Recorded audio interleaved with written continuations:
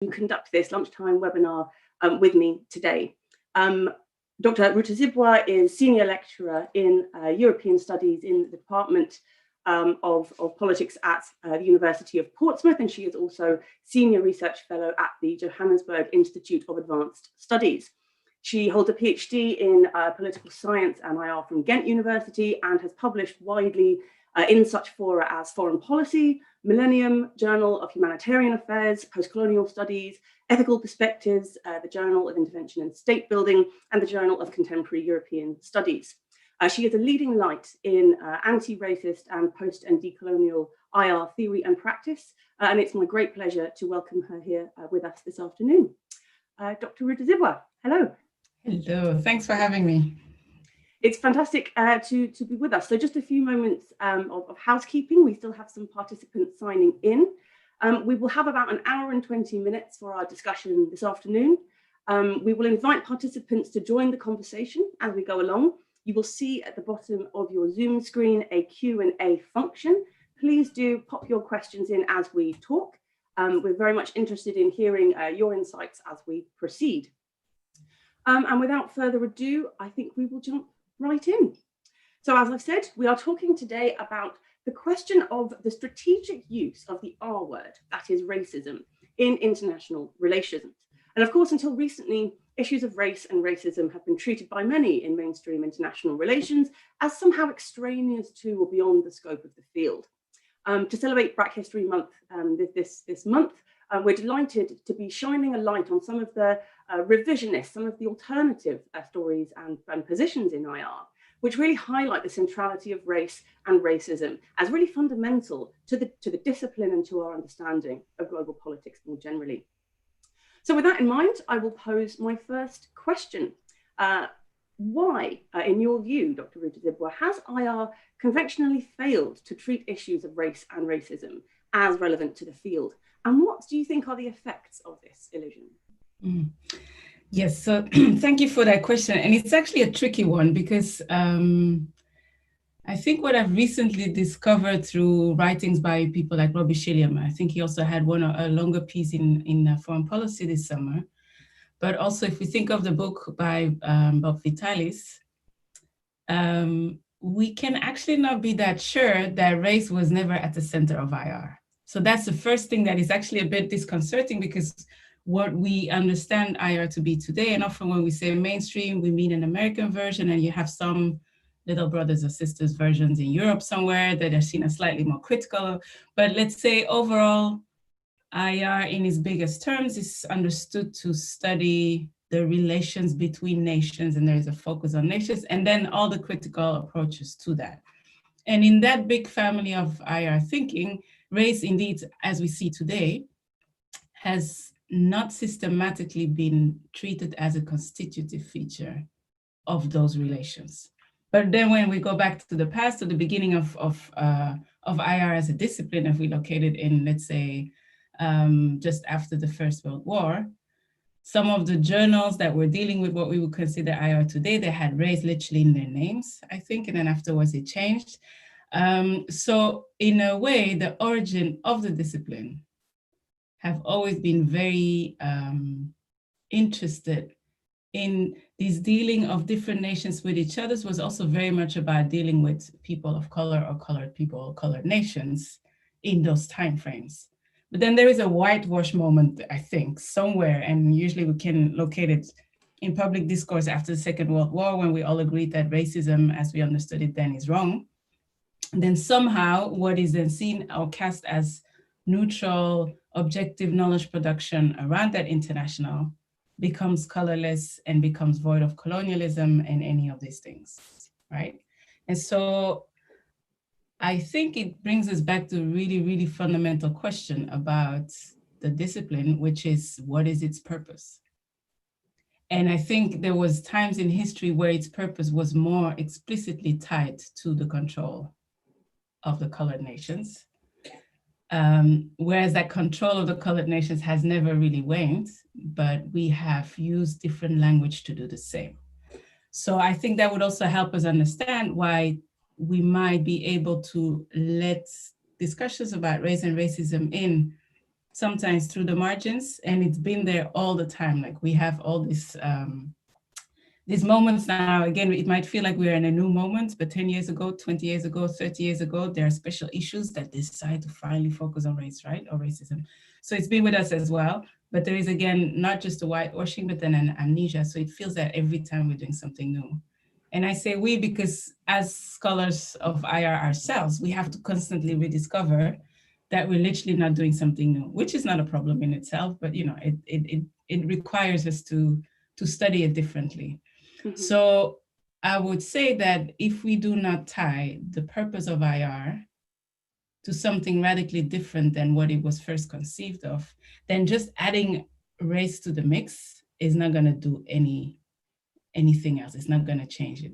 Mm-hmm. Whereas those that advocate for a constitutive engagement with race and racism, they are actually also calling, whether explicitly or implicitly, for an IR that does something else, right? And so in my own work, I've tried to point at what would an anti-colonial IR look like, for instance, or when it comes to development. So I would say that the consequence of not engaging with it, of forgetting that we have, is that we produce an IR that serves the status quo, and that status quo has not changed much over time. So it is about control of the other nations, the non-white nations, or whatever that might be.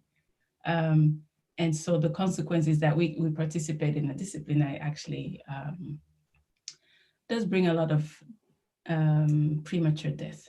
That's how I would connect the importance of bringing IR to the center for the purpose of the discipline, not just to add on to it.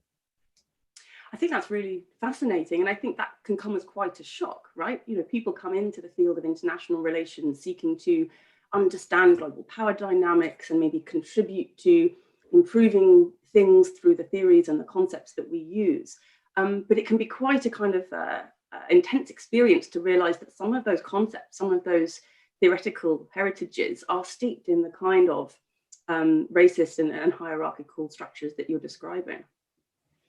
I think, it's Claudia Wickett wrote a book, White Innocence, that is not even about IR necessarily. It's literally just how the Netherlands see themselves as super progressive and not tied to colonialism at all, But I found that concept actually quite useful, because the shock that we continue to have and the ritualized surprise comes from this, the other consequence of a discipline that is silent about its actual purpose. It just feels like, oh my God, because we think racism is tied to intentions and all these things, but it just feels like, no, I never meant this to be this, so hence it's not about race, or hence it's not racism. And, we've seen many iterations of those discussions when even the critical parts, white feminist approaches to IR, securitization theory discussions earlier this year as well, where people come out and somehow have a very defensive reaction to racism being tied to the efforts that they've put in the discipline. I think that's really fascinating, and it ties into what people like Errol Henderson and Deborah Thompson have argued, that IR has this tendency for a kind of racial aphasia, which is not just an amnesia in the sense of forgetting, but almost a willful forgetting. Yeah. That there's actually a motivated reasoning behind this sort of systematic distancing and disavowal in that way. I think that's really interesting. So to turn to my second and related question then, how and where, in your view, does racism persist in the academic field of IR?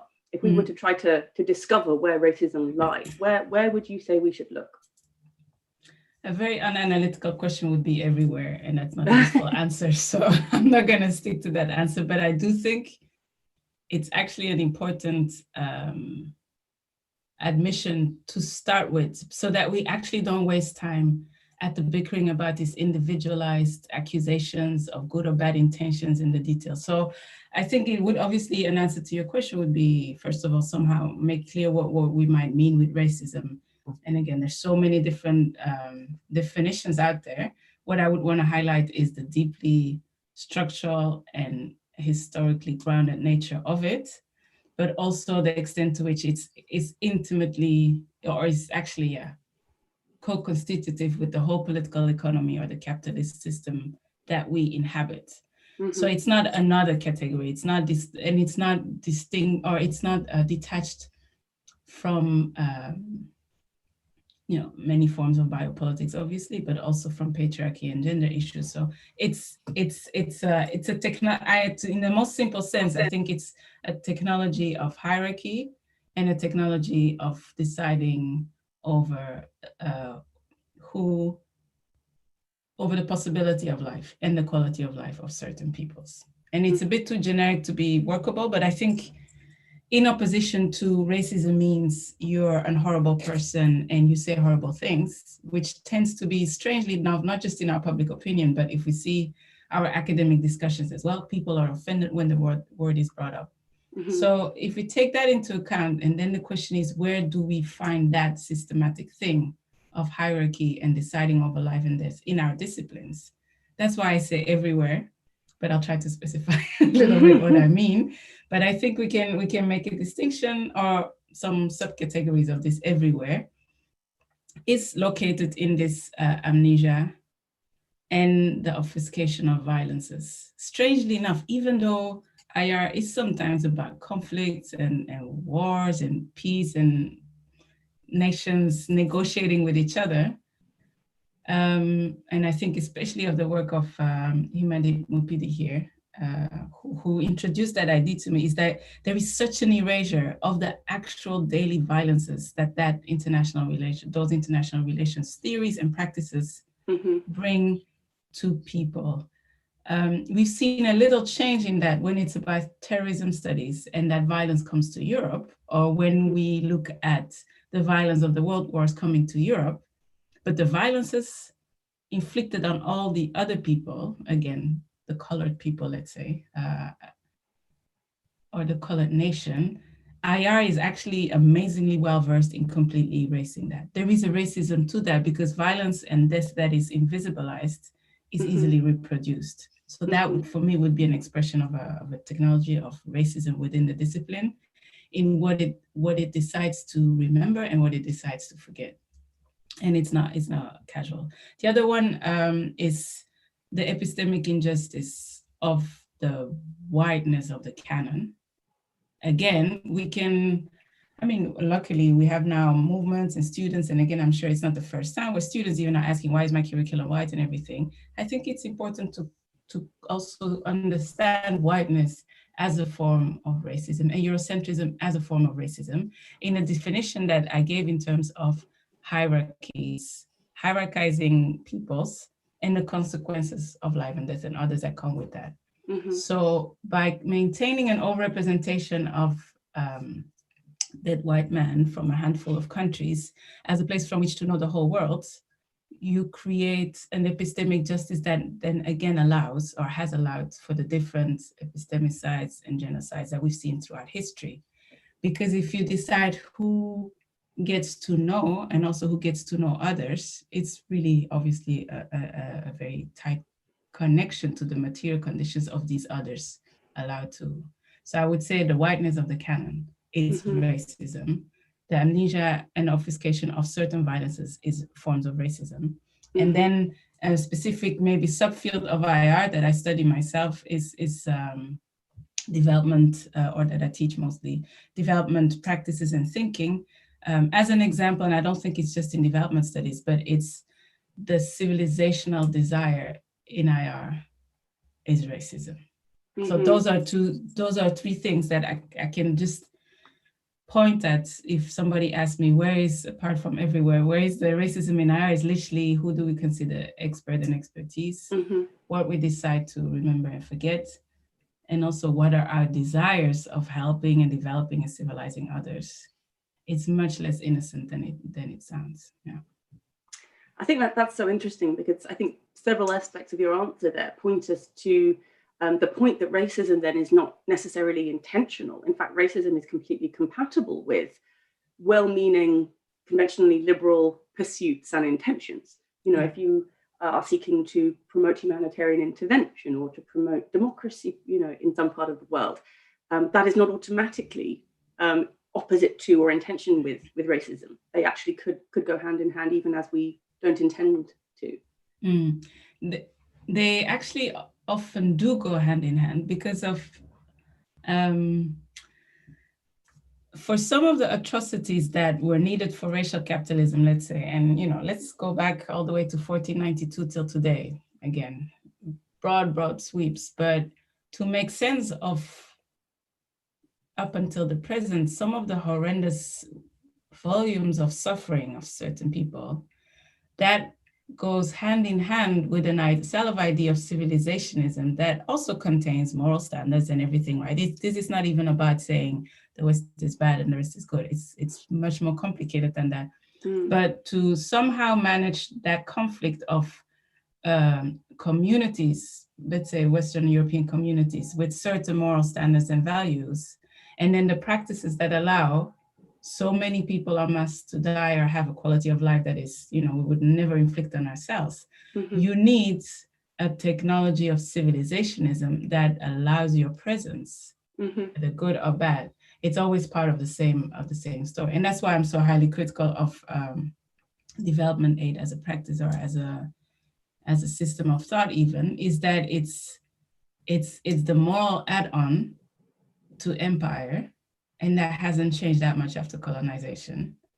And the most insidious part of that is that then the good intentions are being used for a violent, murderous colonial status quo. It's not even just that it makes it slightly better, it's actually what makes the other system possible, but also what makes it invisible. So in that sense, for me, deep or attempts at really being anti-racist or anti-colonial is by looking at the extent to which there is a dislocation of power.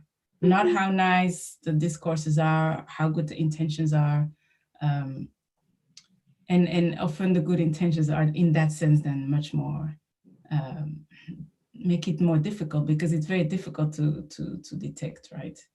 I often give also the example, let's say I'm from Belgium, next to being also from Rwanda, but the everyday racism there, a lot of anti-racist activists, or let's say middle of the road progressives, which both are not the same thing, but you see what I mean? Like the majority of people that would never consider themselves racist and even come out once in a while to do something against racism. There is a comfort and an ease to address extreme right in that, because it's so much easier to point at them.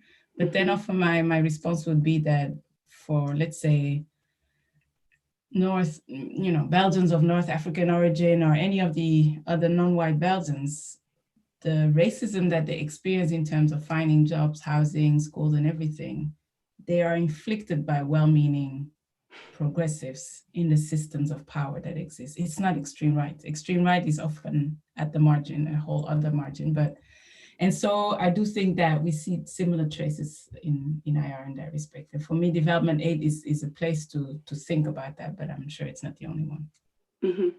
I think that's really important. And I think you hit on an extremely, pertinent thing, and that actually sometimes people are so worried about offending or of kind of challenging somebody for inadvertent racism that they would actually let a problematic power relation persist.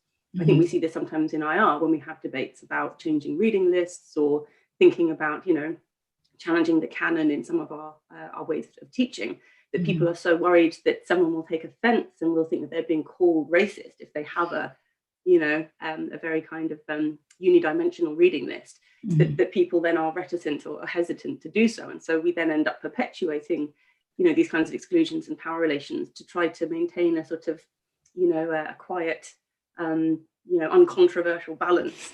But it is that precisely that uncontroversial balance which can be extremely exclusionary and that's the thing. We have to stop, I think, to understand status quo as a neutral thing. So if we make an analysis of reality as being deeply colonial and deeply racist, then being in favor of the status quo, and I think some of the more recent debates that we see coming from the US, like Ibram Kendi, for instance, I mean, there's a lot of problems with his writings or also some issues that remain out of sight, let's say, in his analysis. But one thing that he brings very much to the mainstream for everybody to understand is that it's not sufficient to be non-racist, but that you either anti-racist or you participate in racist ideas. It's one or the other. And it's not even about having an identity as a racist. It's what we participate in, I think. And then, because often I get the question also like, why do you need to speak about racism? It's so divisive, and you know, people can't hear you if you use these big words. And then for me, it's like if you claim the ethos of anti-racism, then you need to understand that those at the center of your concern need to stop to be the silent, well-meaning majority that in Western Europe tends to be, you know, white majority. And it's not literal, but let's say the white majority. We are so worried about how they might be offended or misunderstood, or that I'm like, that in and of itself shows that you have not understood that anti-racism is literally about putting the actual majority of the planet at the center of your concern. That's it. Sounds simple. Yeah. It's funny because it also means you have to take that risk of kind of failing to be or ceasing to be intelligible, right? You use a word like racism, and your article looking at the strategic use of the R word, I think, is really important here, because you seem, if I read you correctly, to be inviting us to kind of take that risk, and to take that risk in solidarity with people who are on the sharp end of racialized power hierarchies. You know, you can't interrogate and challenge racism without confronting that difficult moment of are you going to be received well? Are you going to put yourself in this kind of unintelligible camp where you get swept away as the radical or the, you know, the troublemaker or something like that? Yeah, and I wrote that piece mostly because I was having that conversation, again, not with people that deny that racism exists. You know, it was a forum for John Hobson's book, Eurocentric Conception of World Politics. So clearly he wrote such a long, huge book with so many details that are so useful to us about these issues. But we started having a conversation about, do we use Eurocentrism or do we use racism, and why don't we use racism after 1945? You know, apart from a lot of people, I think, still thinking that racism is just the scientific or the biological phenotypic of racism. I think, you know, we need to move away from that because it doesn't address the analytics that racism does. But it's very much the same argument, like, oh, let's not offend people. The reason why I think it's important to use racism is that the thing that this 1945 kind of did in terms of European or Western consciousness is that we all decided that racism was a bad thing. Before that, where we were at the end of World War I, and we had our journals called something about colored people or I don't know what, that there was still so much time in which we were so explicit about it in the most proper, you know, circles, let's say. But after 45, that comes, I think, not for the wrong reasons, but for very partial reasons, again, for the violence having come to European shores, for violence that was already ongoing and the Allied forces were participating in. But we cut all of that out so that racism is then reduced to acts that look like something Hitler did, and very individualized and very malignant, right? And that, I think, is both, it cripples our conversation about racism, because it's not rocket science to understand what we mean by racism. We're not even unintelligible. You know, we go through so many of these theoretical texts that nobody understands what they're actually meaning, but then somehow racism becomes unintelligible. It's not unintelligible. There is, again, I think, a willful ignorance or a willful refusal to engage with it, because the moment we do, the moral high ground of Western civilization evaporates. And I think that's what actually offends people, strangely enough. It's not even about them being good or bad, but it's just, we don't have the tools to imagine ourselves as anything else than those that were the biggest gift to humankind. And honestly, history is like the opposite of that. Any historical thing just shows something else, yeah. I think it's extremely challenging, and I think extremely powerful as a way of putting that. I'm noticing that we've got a few questions that have come in. So are you able to see those too? Let me click on it. Yeah. We've got a comment surrounding the idea that the theories and origins of IR theory have never incorporated the issues of colonialism into their formulations. Things like the balance of power were always aimed at the great powers, in scare quotes, and that IR has always needed to be coupled with critiques of imperialism and decolonization that arose after the First World War.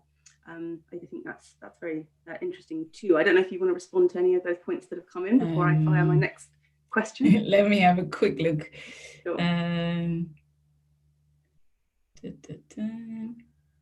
Yeah, I think what and I just really like skimmed it, but what I find maybe also interesting to highlight or underscore that it's not always that clear, I think, to discourse in IR, is the connection between racism, as we've defined it here, and then the different colonial encounters, including enslavement. And so then, because often if we have a biological scientific understanding of racism, then we locate it much later in history. Whereas if we started with the so-called discoveries of the New Worlds, we can connect it even with the Reconquista, the expulsion of the Muslims and the Jews from the Iberian Peninsula, and how a religious identity was then raised and vice versa, right? And how that actually started the whole conversations about who were these people that they encountered in the New World. But it's very much connected to what discourses do we need to make them work for us without paying for it, to put it very simplistically. And so that for me is where the longer history of this whole race, and that includes disciplines, a moment in history that we would not maybe immediately put with IR, but it is where I think we need to start the story somewhere else, I would say. Yeah. I think this fits in with the most recent question as well, surrounding the role of international organizations.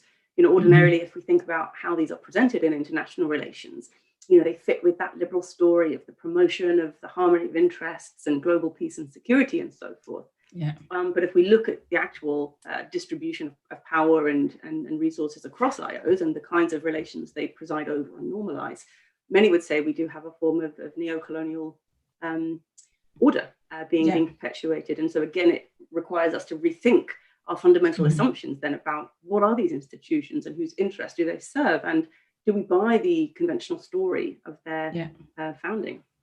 And because actually I was thinking, like, if I think international organization, for the longest time, especially if you grow up in Western Europe, and if you're a bit nerdy, interested in current affairs, whatever, the UN will come to you as a benign organization. I'm not going to say that, the solution is to just look at it as this super bad, evil, whatever. But there are rules of the game within the UN that just simply don't make sense. And I just use the UN as an example, right? But in what world do we accept this big power, the Security Council and it just doesn't make sense, especially not in 2020, but it continues to make sense somehow. And so IR as a discipline has always functioned to make the completely nonsensical make sense. and that is, I think, the role of the status quo. So I read the PhD of Katie Hirst, who actually wrote about the UN and how it was created. But again, I think if we use the lenses of status quo versus change, radical change of the system and its purpose, then we see that from day one, the UN was there to serve a particular status quo of a power dynamic, and then make it slightly less harmful or something.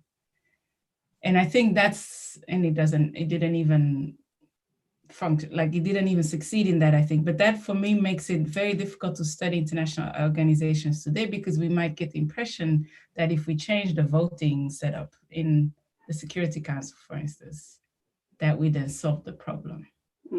But if that organization was never set up to radically change the challenges of the global system that came out of colonialism and enslavement, then that is just the reform versus the actual overhaul thing. And we see this discussion with Black Lives Matter in the police as well.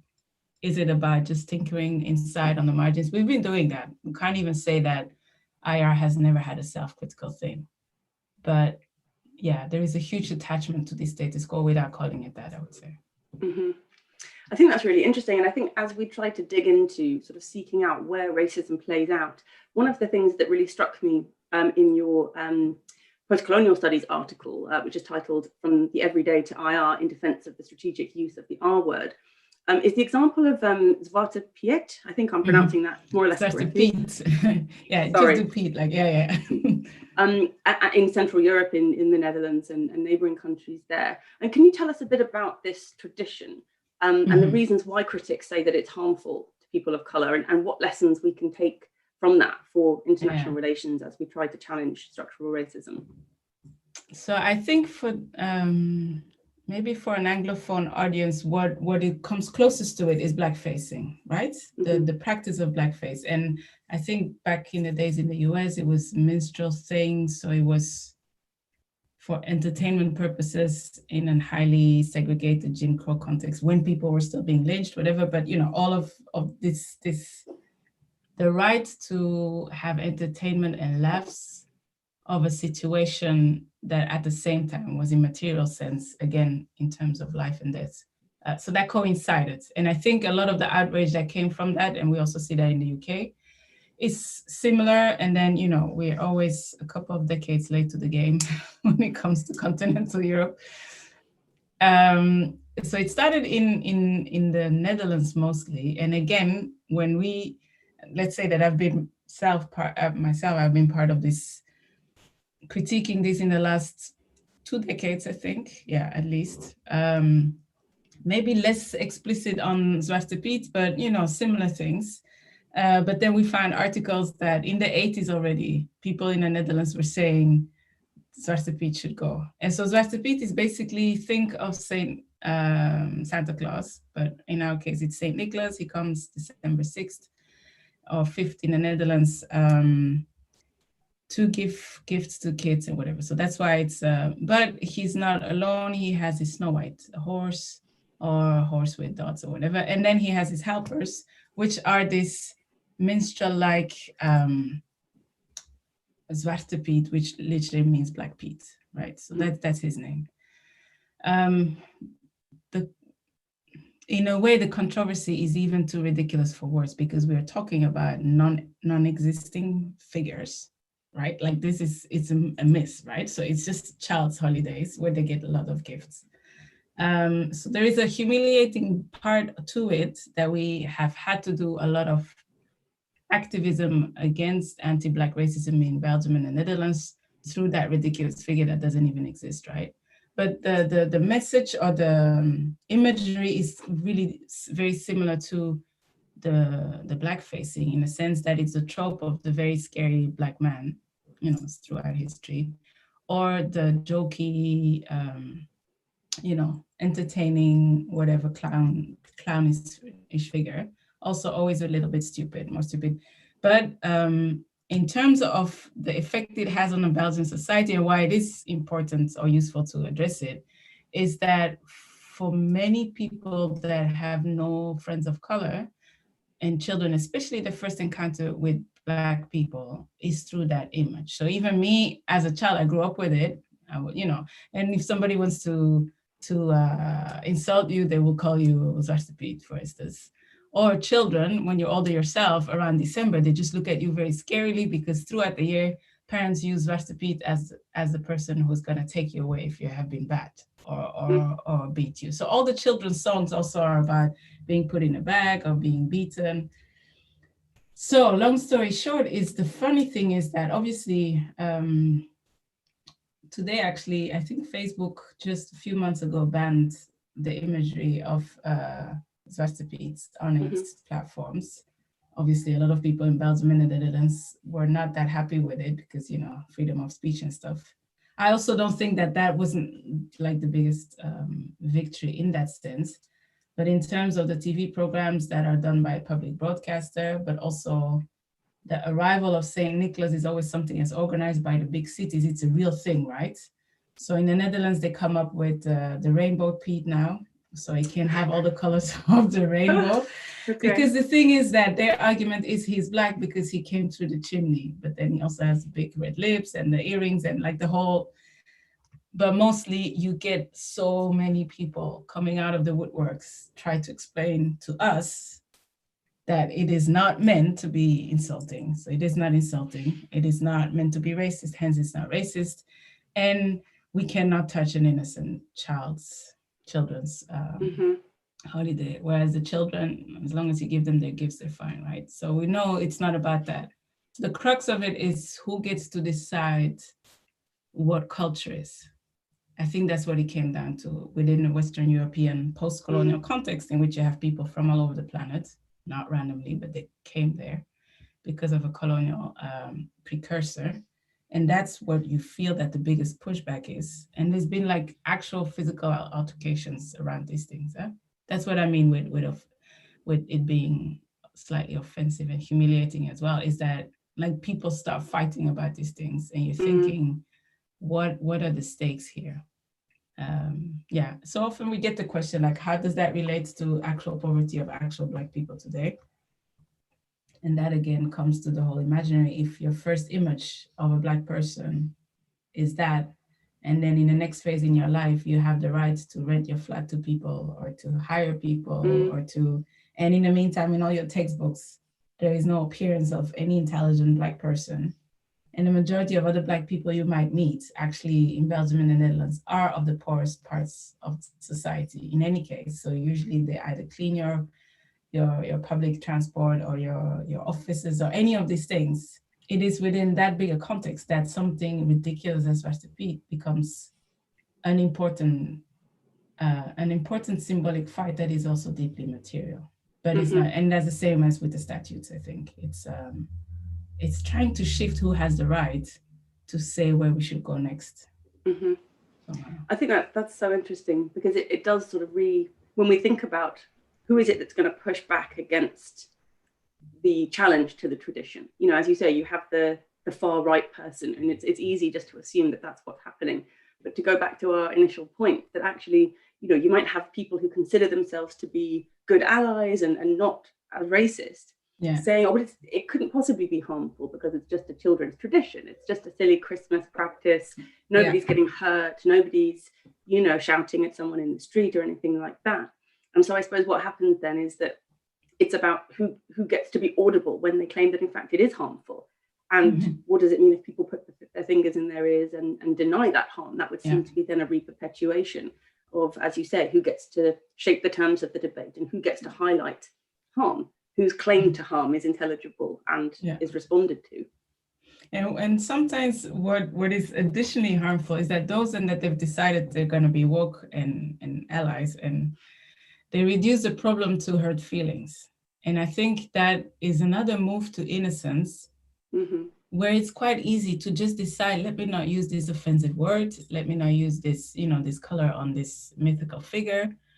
It doesn't cost anything to stop using the N-word, for instance. It doesn't, like literally our lives don't change that much from it. But it's almost a way of halting the conversation just before it becomes structural.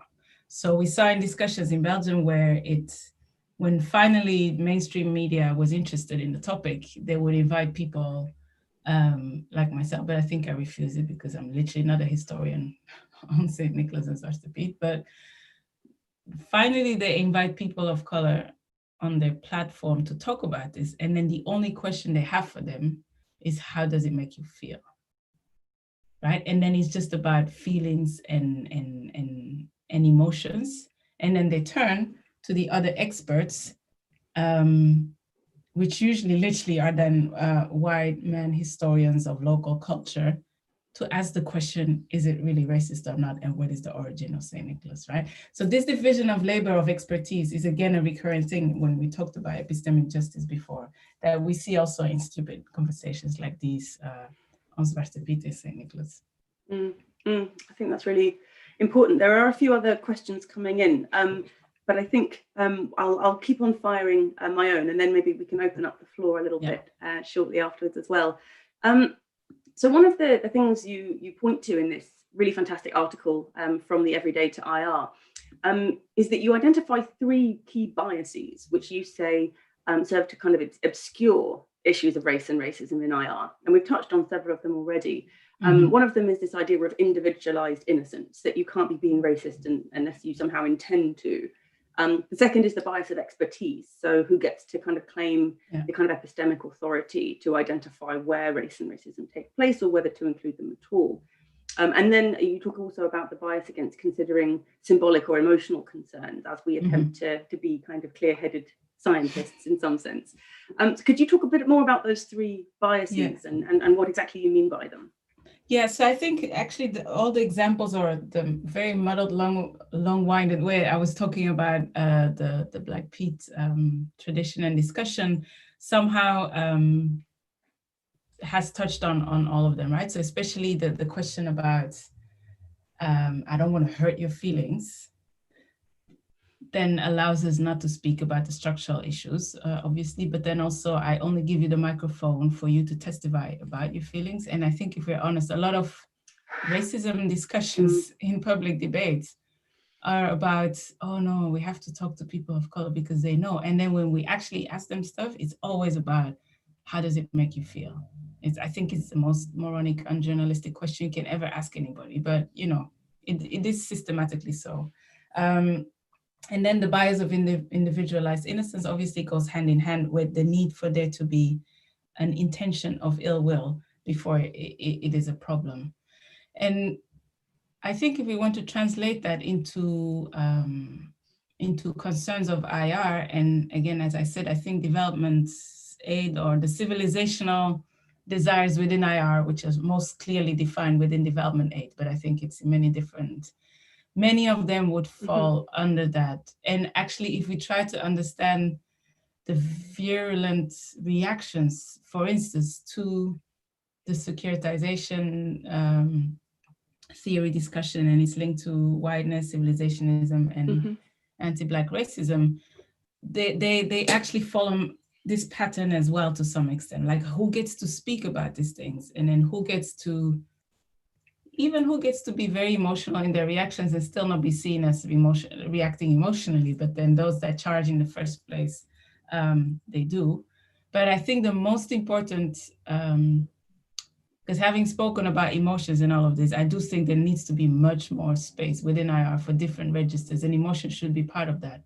But as long as emotions and the affective is not taken seriously as a source of knowledge and expertise, then it is being used to distract us from, again, the actual life and this consequences that come from this, right? And for me, then it becomes about the challenge to connect the ridiculousness of Black Pete to try and understand how so many non-white people do not survive their voyage over the Mediterranean. It really comes down to that. And we work with a cultural archives that makes that somehow acceptable, even without waking up physically and saying, I don't care about who dies in the Mediterranean. None of us does that. But we have enough information in those archives, of which IR is a part, that somehow does make it acceptable because it happens, right? So that for me would be the challenge by identifying these biases, is how can we connect what seem like symbolic struggles around stupid holidays, around statutes, around any of these things? How do we connect them to the continued invisibility and acceptability of this premature death of so many people? It's not just like glitches in the system. That's how I would expand on it. Yeah, I mean, I think that's so important. Connecting up those things that seem frivolous, those things that seem hypothetical, things that seem to be harmless because they're not real, or they don't kind of enact a direct violence. It's such a short-sighted thing to treat them as extraneous to these extremely entrenched hierarchical and disastrous policies and oversights. Sometimes by omission, sometimes by intent. Okay, great. There are some more questions coming in. I think we'll Yes, no, there's some interesting stuff in there on Zwarte Piet from Jim. I will move forward because one thing I wanted to do also today is connect these topics of race and racism with the kind of post and anti-colonial work that's being done in international relations. So just to kind of turn our attention to some of those questions, post and decolonial scholars in IR argue that despite the territorial decolonization from the mid-20th century, which historians agree took place, imperial and colonial relations still structure global politics today. Could you just say something about why they think this and what that claim means in your view? What I have found most fruitful, I think, for me, when I started reading decolonial scholarship, was the distinction that they draw. And I'm sure that they're not the only ones, but those are the terms that are in my mind now, between colonialism and coloniality. And so colonialism, and again, those are analytical categories. It's not necessarily the only definitions out there, but colonialism somehow, as in the most simplified version, as the flag planting moment, something that we can actually indicate in time when it started and indicate in time when it ended. So the argument can be made that flag planting exercise, the majority of it, a huge bulk of it ended in the 60s and then 70s, 80s. We have 94 in South Africa, but you go to places like Puerto Rico, they still exist today as well. Yeah, so it still allows us to make an analytical distinction that speaks to self-determination. And it would then actually also invite us, and it's something also a conversation that we don't often have together, to not forget the settler colonies that again have been normalized to the extent that it's just the US, it's just Australia, it's just Canada, whatever. The flag planting there never ended, and it's been normalized to the extent that we don't even include them in the end of the colonies narrative somehow, because we have Independence Day, whatever, something like that. But I think it's quite important to have those conversations at the same time. And it's similar to the end of slavery or enslavement. It has so many different manifestations that came after, and present day slavery, obviously, that we also don't call the same way. But it's the danger to declare something over. But on the other hand, we can also not pretend that kicking out the formal empires and colonizers was something that was easy or was without consequence, right? So it's really trying to navigate that complexity. The other, so that's colonialism, flag planting, something, that we can touch, that we can put on a calendar, something. And then there is coloniality, which is much more an expression of a power relation, an extreme unequal power relation that comes with a whole set of institutions to maintain those power relations. And those have existed within and outside these official forms of coloniality, but can also very much exist at the micro level and the larger level. And that is one term, I think, that decolonial scholarship allows us to understand the extent to which we are still deeply living in colonial circumstances. And that's also a different way to maybe study what happened in the 60s. So the flag was taken, some armies went, not all of them, still have so many military presence on the African continent, for instance. But there is so much that was left behind, right? From aspects, there's another way for them to think about coloniality or the colonial, is to refer to these forms of destruction I mentioned before, genocides, epistemicide, and ecocides. Again, if we flip it around, as long as we see these massive destructions of live environments, these massive silencing of knowings, ways of knowing and being in the world, and then the massive extermination, and the word is a bit violent, but of certain people, and that goes from police violence against Black people in the US to the Mediterranean I mentioned before, but also our acceptance of abject poverty all over the world. Those are forms of genocide. So if we look at genocide, ecocide, and epistemicide, given that they're still ongoing, then we know that coloniality is still ongoing. So I think in that sense, is really trying to find a balancing act to not pretend nothing happens when we take away the flags, but actually how can we study the way that coloniality keeps on reinventing itself for not to go away. Mm-hmm. And that for me allows for a very generative conversation, because that means that I cannot be in competition with other suffering people, Mm-hmm. because you understand that you're part of a similar system that tries again to keep the status quo, which is extreme power inequality with its deadly consequences for a majority of people. Mm-hmm. I think that's extremely interesting, and I think lends weight to the claims that have been made by post and decolonial scholars that, you know, the age of empire is in fact by no means a thing of the past, that we live in a kind of imperial or colonial present. Because, as you say, the removal of the flag or the official granting of statehood does not undo all of those matrices and all of those hierarchies, which maybe then just go underground or get euphemized or spoken about in different registers.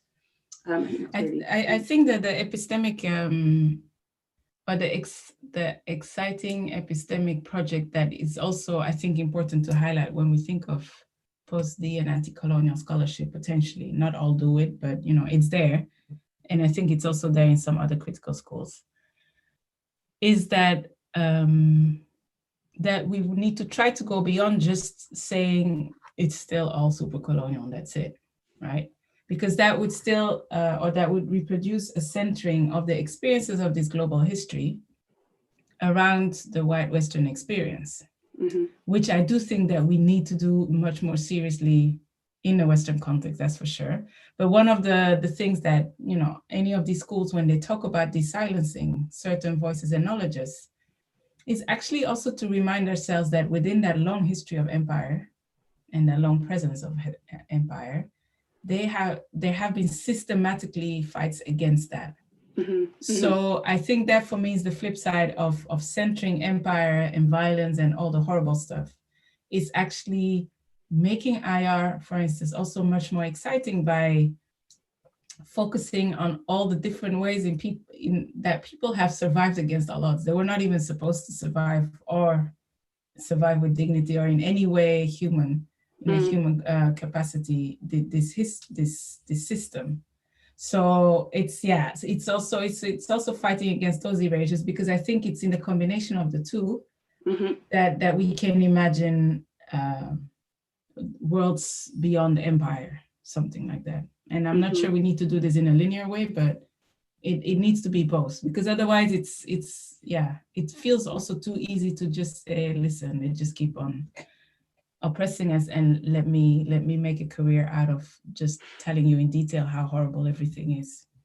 Because that has been a trap also. It is distraction as well, to make sure everything stays the same. So I think, again, this focus on the status quo has been helpful for me, I think, because it doesn't lock it down to one tiny example. But it includes it can potentially include everyone in a knowledge that tries to push beyond the status quo. I think that's fascinating, because it also invites us to kind of look at what was already there all along, you know, to actually realize that it's not about creating other knowledges in other parts of the world. It's about recognizing that those knowledges, those resistances, those kind of epistemic frames and interventions are there. All you need to do is acknowledge them and acknowledge their pertinence for IR. And that can involve changing our understanding of what knowledge or information about the political looks like, and broadening the kind of media and the presentations of that insight. Just to turn maybe to one or two questions. One master's student asks, do you have any suggestions of how they as students can help to overhaul the discipline of IR, given that they don't have any direct control over syllabi or reading lists? What can a student do to contribute? So literally the one positive thing of the neoliberal university is that there is a language of us lecturers and the university catering to students' demands, right? And I say there is this discourse. I'm not being naive and saying, oh, just ask it and you will get it. Also, I don't think it's necessarily always your duty to do so. So I would speak to this mostly as a person I try not to stand in front of the class anymore, but let's say the power to put together a syllabus I think we have a duty that is independent even from what students ask us. But I have to say, a lot of the push that we've seen from the changes that even managers manage to hear us is because they perceive students to be asking for radically different things. And so part of it is obviously the student body that has changed in the last few decades, where people, I don't know, like myself, but it can be from many different identity markers. Let's say, overall, there are more people at university today for whom the university, again, was not conceived, whether it's class, whether it's women, whether it's, you know, all walks of life. We were not at the forefront of the people making universities. So from that, you will have already different demands that come, but it takes a long time because what the university is actually set up to do is to have us fall in that fold rather than the university being transformed. So I do feel that there's change there. So for students, I would encourage always, if you don't see yourself in what you study, then ask for it. And you don't have the duty to formulate it in a way that you're a professor, whatever, but there is a momentum now where you can actually ask that. Also, yeah, organize reading groups of stuff that you find interesting that, again, is not in your reading material. Again, it's not your duty, and that's not literally what you pay for, but in terms of the genuine engagement with these things, because I think also a lot of it comes from there. Just do it, and then when you are almost armed with those knowledges, it's easier for you also to formulate at a more structural level, you know, you have the unions and all these things, what you demand from us. So yeah, I never thought I would say that to see, but you formulate it as a demand. You literally pay way too much for this education anyway, but it is a duty, it's a duty that we have, I think. And that can go very, very widely, like even in the words, like, for instance, I'm very familiar now also from personal experience with anything to do maybe with race or gender. But when issues come up about ableism and stuff, I just also feel like the billion mistakes that we make, it's about finding a language to take your actual rightful space in the university, but also finding a language to have the others do the work for you, depending on what. So it's not that you need to do all the work, but flag up what is what you do. But also understand the limits that the university in the first place was not made for us to overhaul the system. It's literally, its function is the opposite. But on the other hand, it's also a space where we have a discourse of learning and knowing for the sake of it. So yeah, be quite pragmatic about it, I would say. I think that's right. And just a plug for some of the activities that we have here at King's. The EDI Committee in War Studies has just established an internationalizing and decolonizing working group, which I chair. And we're working quite hard to solicit views from students and to feed that up to module conveners and to departmental leadership. So please do get in touch with me directly if you'd like to contribute to that project. We do also at the faculty level have the Faculty of Social Sciences and Public Policy Decolonizing Working Group. That's funded by a faculty education grant. And so I can always connect people up with the work that's happening at faculty level as well. We are in a very advantageous moment that we have a kind of move to internationalize coming from the management levels of the college, partly because of, or in no small measure, because of student calls for greater representation and for that sense that you were saying, Olivia, about having people feel as though they are the subject rather than the object of our study. You know, not being spoken about, but rather interlocuted with. But also we have a real drive at the grassroots level, at the levels of students and lecturers, to organise along internationalising and decolonising agendas too. So we are actually at a very possibility-filled historical moment, I would say, where we can join up these upper levels and grassroots initiatives to quite productive effect, I would say. Yeah. Great. Yeah, go ahead. So what I meant with being pragmatic about it is also a cautionary tale to some extent, that we, to really understand that what management and our institutions understand decolonization is about, is it's often it has little to do with decolonization, because decolonization, again, if we overhaul the whole thing, it doesn't fit in the logic of the neoliberal university. But diversifying does, and inclusion does, and internationalizing does. So I think, especially at the student and lecture level, we need to find a way to keep the radical stuff while deploying the means that now they give to us to be woke. That's what I mean with pragmatism.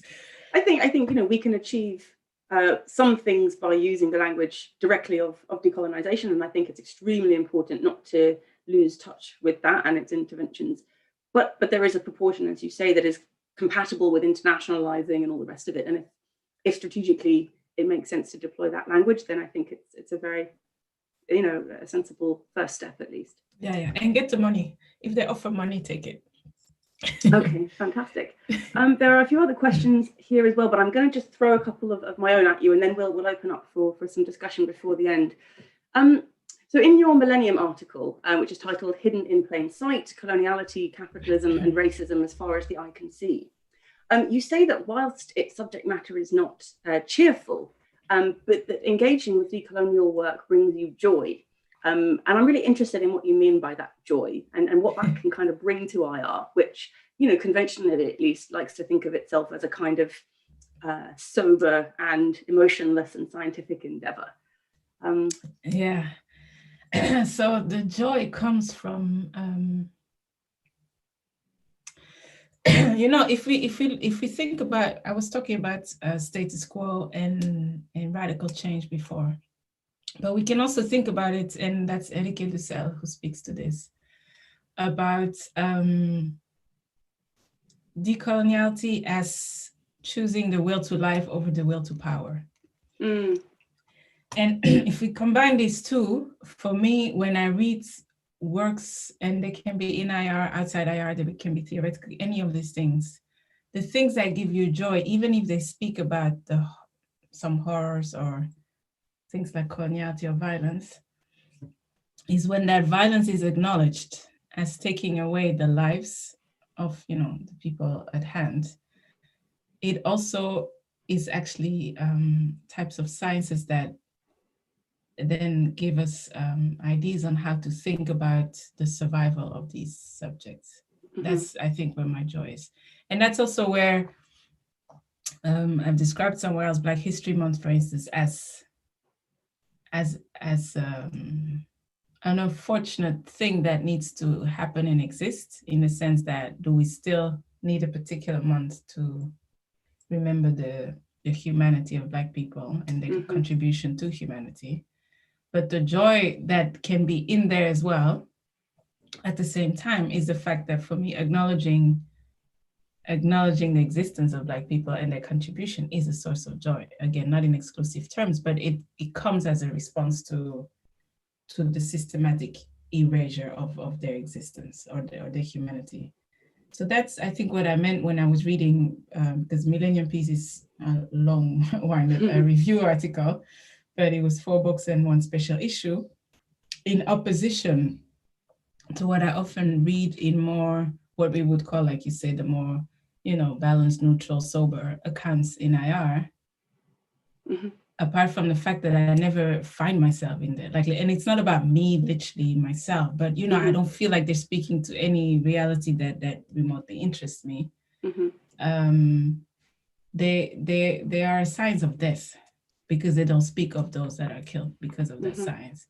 And so those that do the opposite, and centering coloniality, not as a dry fact of history, but as a thing we need to understand, to sit down and say, how do we overhaul things that we don't find acceptable anymore?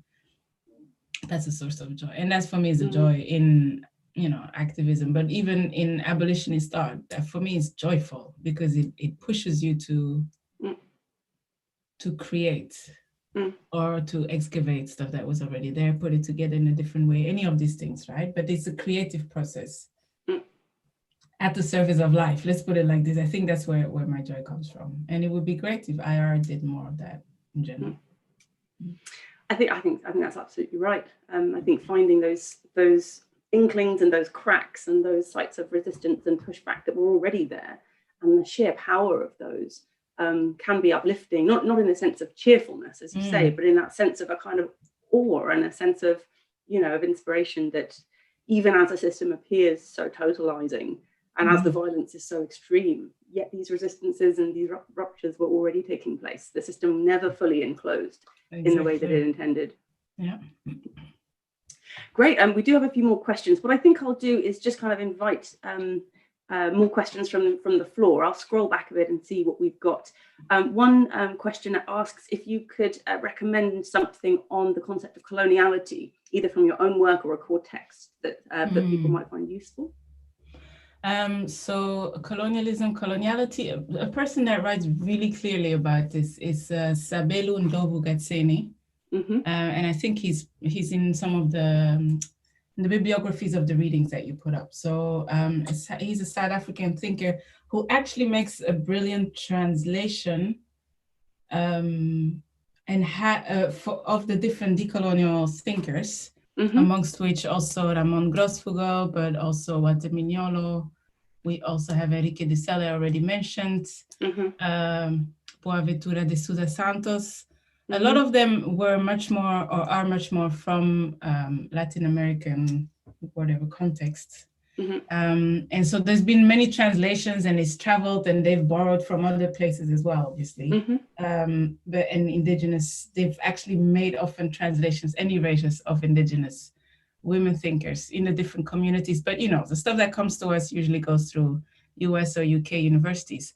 The reason why I mentioned Sabelo Ndlovu-Gatseni is that he brings these literatures to the African continent and have them in conversation with those experiences and thinkers from the continent, and feeds it back to us as this amazing literature reviews that actually address all these different concepts, right? So colonialism, coloniality, he uses it, but Ramon Grosfoguel as well. So those are some of the people. But in most of the readings that you put up, Aggie, there is, I think there is engagement with some of the more known people, let's say, within decolonial thought. Yeah, and otherwise, maybe somebody can put that in the chat as well. globalsocialhistory.org is a website actually made by, I think it was brought to life by, amongst other, Guminde Bambra, who is at Sussex now, right? And it's this idea that even in sociology or social history, even if we call it global social history or global sociology, it's against this, the reproduction of this overrepresentation of white male thinkers. It's an extremely useful website where you get other concepts, coloniality is part of there as well, but also key thinkers that fall outside of this usual canon, with a small explanation and then further readings as well. So it's super useful for students, but also for people like ourselves that, just decide to dive into some of those thinkings. Fantastic. That's really great. Lots of comments just basically saying how great you are. So, I will obviously echo those. Someone, Jim, is saying that every month and day should be Black History Month. And yet we should also be respectful for Carter Woodson for creating it in the first place. One other comment that I really love your call to think about how epistemic justice matters for discussions around racism. It might be easier to push this in IR than it is to push discussions around epistemic justice and civilizational desire, because it's deeply co-constitutive with race. But also, could you elaborate on some of the ways that epistemic justice could be a way to analytically connect civilizational desire and race? It's a very interesting question. That's a very good question.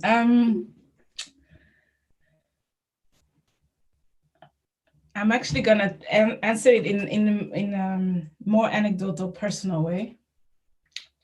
With that, I don't want to say that that my positionality or somehow personal experience constitute epistemic justice, right? It's just as an example. The reason why I ever ended up studying IR, and I often mention it, is because being of Rwandan roots, second generation, during the genocide, I was a teenager in Belgium, and this huge discrepancy I saw between, on the one hand,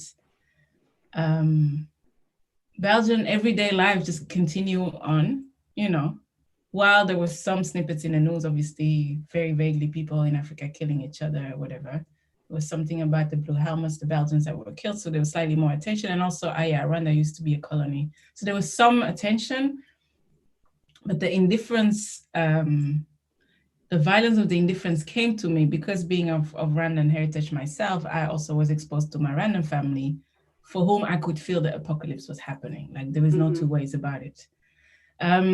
And so the reason why I give this as an example of let's say if we understand epistemic justice amongst others as as centering other places from which to know the world, then certain things stop being normal. And it took me a really, really long time to make sense of that, in the sense that I started a PhD quite classically, checking what the EU was doing in terms of ethical foreign policy, so democracy, development, any of these things. And then, if you stay within that framework, you just think about sometimes they're a bit less consistent than the others. They might have their own interest or whatever, but the baseline is we should do better and we should do more, something like that. Mm-hmm. And it is because I moved from my initial interest from that personal short circuit almost. Like it was not just that you, to a formal degree that completely erased that experience and just drew me back to the official theorists and empirical stuff that I needed to do, whatever. So at the center of it was, again, theories on human rights, theories on foreign policy, and then the EU as an empirical case study. It's actually by then, we're talking a decade later, finding post and decolonial theories where there is an active call to, again, recenter those on the receiving end of the colonial system as places from which to theorize, that I came to understand that we need to question the whole system of aid and development and the presence of, and how I was able to read the deep racism in the possibility of 1 million people dying in Rwanda and the UN not just not doing anything, but retreating. Mm. Right? And so, and it's a long-winded answer and very anecdotal in the sense that, but I think epistemic justice is about that. It's not about representation only or inclusion. It's about deciding to center the stakes of studying IR somewhere different than the Eurocentric understanding of the world, and be willing to work through the implications of that. And for me, abolitionist thought has helped me so far to somehow give it a name, but the details, but also understand that might look very differently from wherever you speak.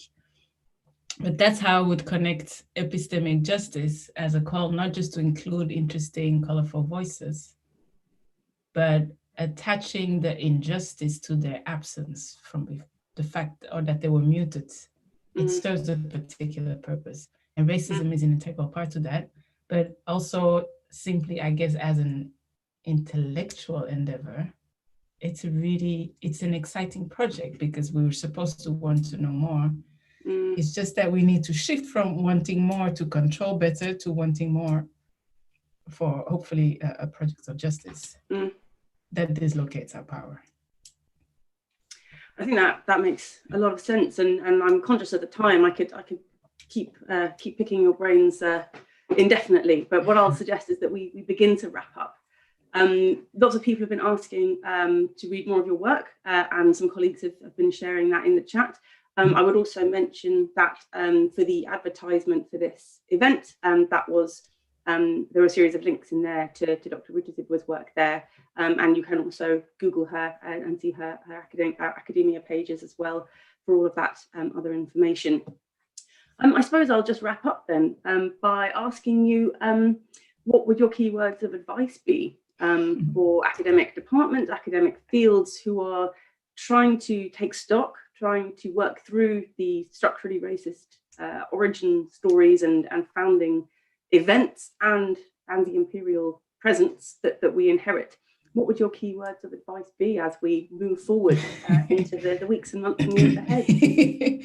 Yes, so the first one would be a caveat, would be like to resist the desire to exchange one set of practices for another one. That would be one. But anyway, I understand the spirit of your question, right? But it's a very and it is the danger also, I think, of the more institutional managerial approach to this. Again, they don't have another choice. That's, you know, what they were set up to do. But I think at least as thinkers, whether we're students or lecturers, try to push back against moving on to the next truth or moving on to the next thing to do. And then when you do that, you're fine.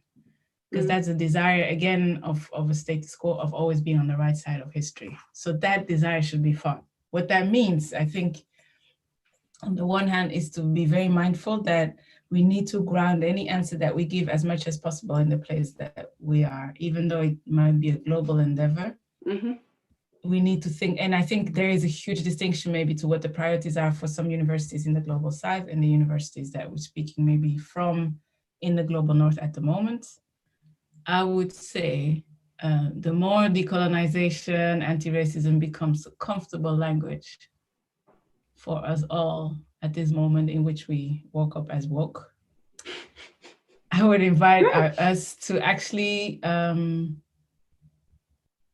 not simplify, but focus the task at hand as fighting whiteness and white supremacism. And because that immediately is obviously a part of decolonization, right? Like it's not even that distinct from it, but it's a situated, grounded version of the decolonial priorities and urgencies that come from being in the West. It's not about going out about again and going and decolonize everyone, because that's also what we see happening.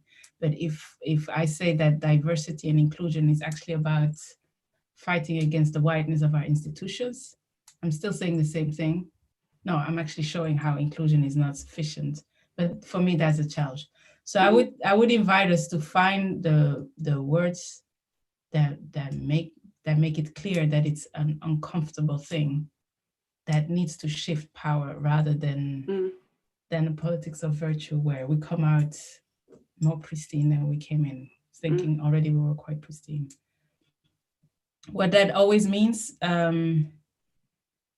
it depends on what we're talking about. Is it putting together syllabus, whatever? So again, grounded in the sense that as a lecturer, what are your day-to-day activities and where is whiteness located in that? That's a question I have to ask myself. But it brings a sense of urgency to a syllabus that is mainly white and male, as not something that you can do somewhere in the future. Because you're fighting white supremacy, you're not just being nice and inclusive. And I think that shows already the difference. So that would be my, in terms of keywords, advice. For us today, 2020, let's not be swayed by the desire to be woke, but understand that it's really painful work that is also exciting intellectual work, but it's also social justice work. And how do you balance that? But I think whiteness and white supremacy helps us more in Western Europe today, and in the States probably as well, than any of the other labels where we can still roll out in a nice way. And I include myself in that, because obviously I've been deeply steeped into whiteness thinking within my own education in Europe, right? But yeah, what does that mean differently maybe than for some of my colleagues? It's a more difficult conversation than let's decolonize. It actually isn't, but what we made of it. That's what I would say, yeah. I think that's great. And I think that sense of being suspicious of anything which feels too successful, too completed, too easy, too much like a resolution or a moment of good conscience or of closure. This is probably where we've failed to dig deep enough. As controversial as it remains to be talking about race and racism, talking about whiteness and white supremacy is even more kind of shocking in some ways to people.